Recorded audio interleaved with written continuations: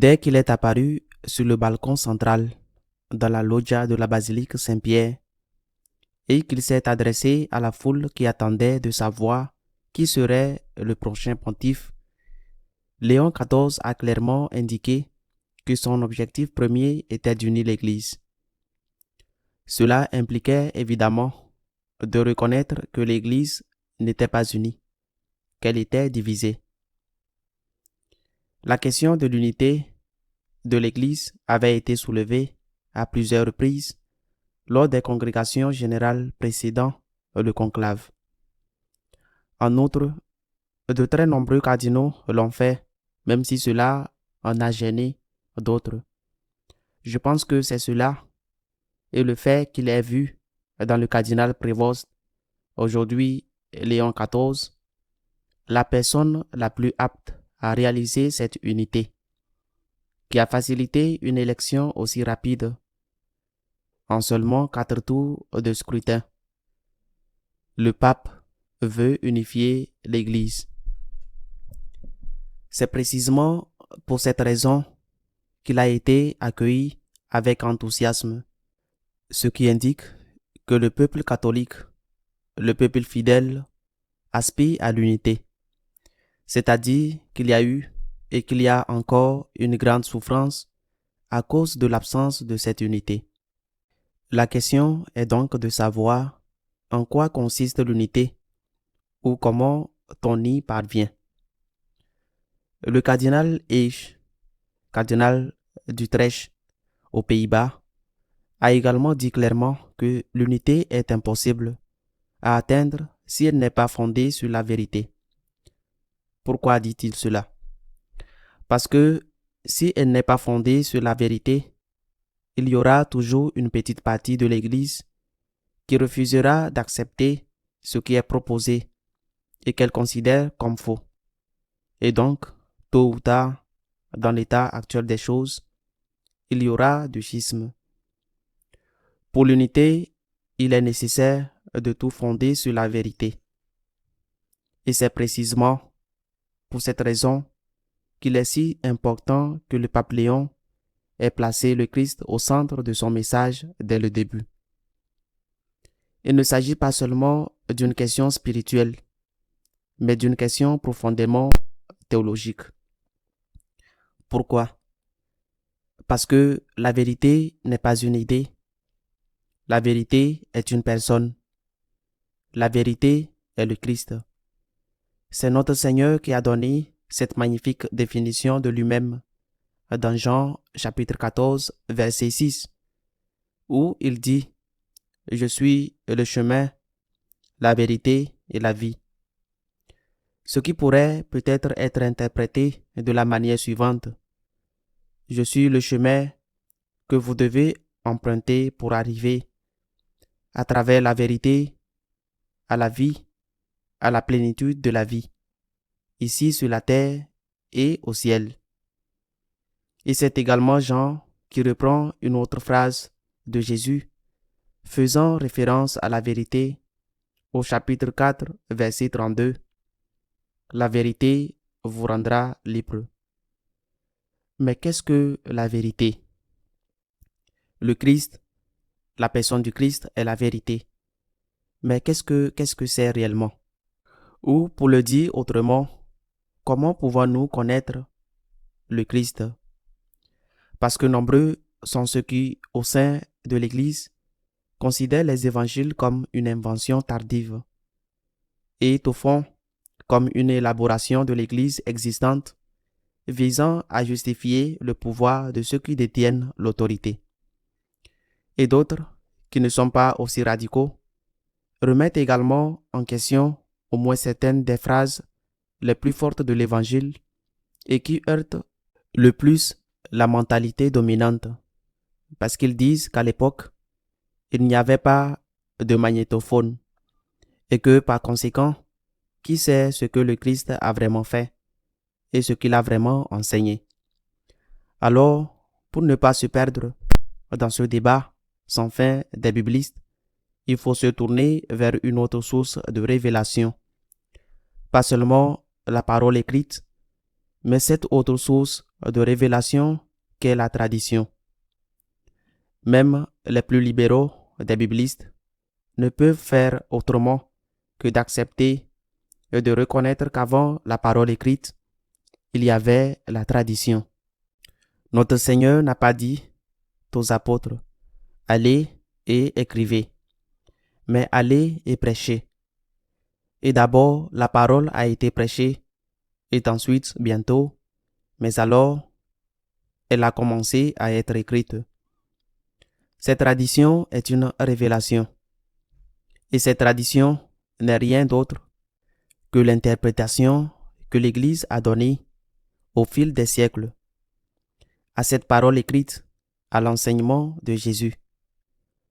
La première interprétation a été donnée par les pères apostoliques, puis est venue l'interprétation donnée par ceux que l'on appelle les pères de l'Église, parmi lesquels Saint Augustin occupe une place très importante, et elle s'est poursuivie au fil des siècles, tant par les conciles que par ceux que l'on appelle les docteurs de l'Église.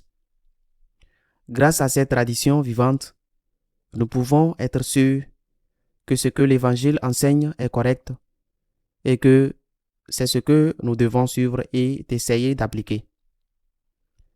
La parole et la tradition nous assurent l'accès au Christ, qui est la vérité. Le pape Léon le sait très bien. Il le sait très bien parce qu'il est Augustin, parce qu'il a étudié les pères de l'Église et qu'il est un profond connaisseur de ces traditions vivantes. Et il la reflète continuellement dans ses enseignements.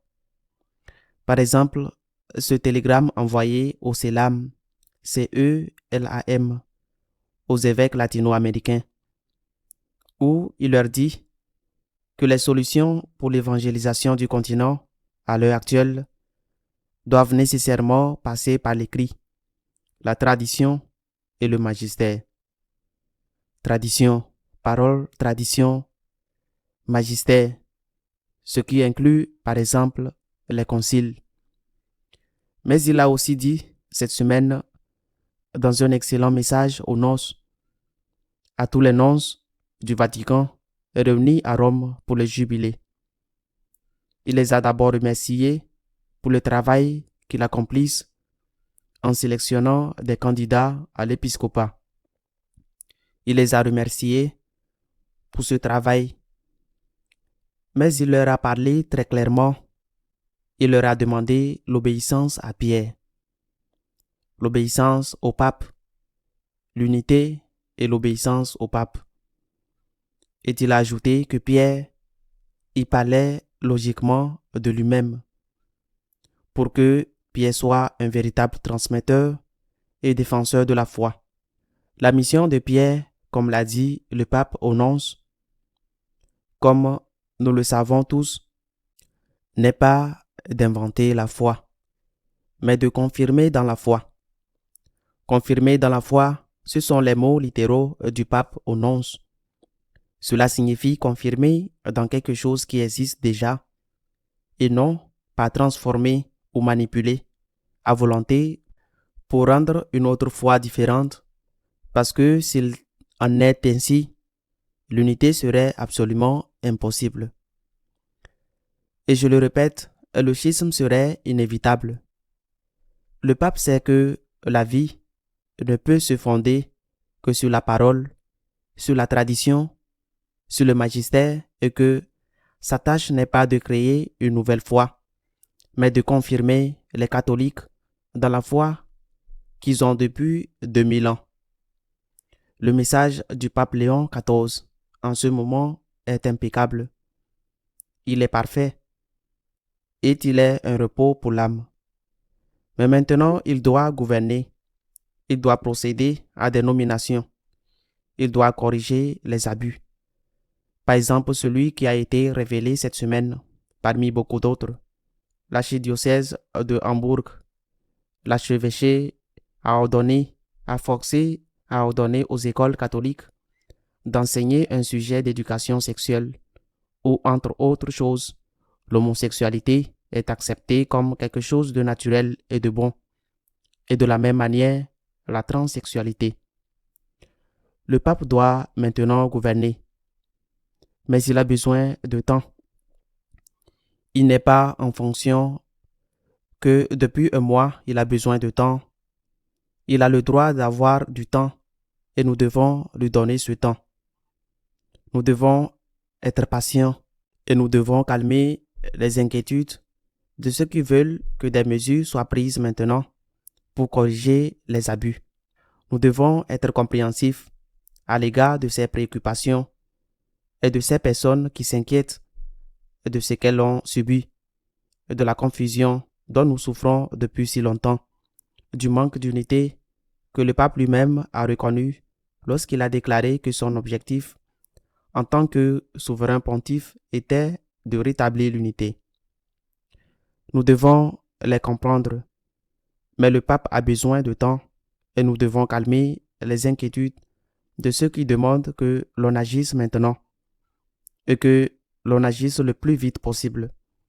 Ce temps ne peut évidemment pas durer éternellement, parce que si les abus existent et se multiplient, l'accueil extraordinaire réservé au pape Léon XIV risque de se transformer peu à peu en déception, et certains risquent de lui dire ce que dit la lettre de l'apôtre Jacques, que la foi sans les œuvres est une foi morte, que le message est excellent, mais qu'il faut l'appliquer à la vie réelle, que les abus doivent être corrigés. Le pape a besoin de temps, il faut calmer les inquiétudes de ceux qui veulent agir au plus vite. Le pape a besoin de temps, il a droit et nous devons être patients. Le message qu'il transmet est impeccable, mais si ceux qui s'énervent continuent ainsi, peut-être que tout pourrait être gâché. Nous devons soutenir le pape. Le message, je le répète, est excellent. Il ne peut être meilleur et il a maintenant besoin de ce temps pour agir. Même si la situation est si grave que les mesures, du moins certaines d'entre elles, sont urgentes lorsqu'il s'agit de les prendre. À la semaine prochaine, si Dieu le veut, et prions pour le pape.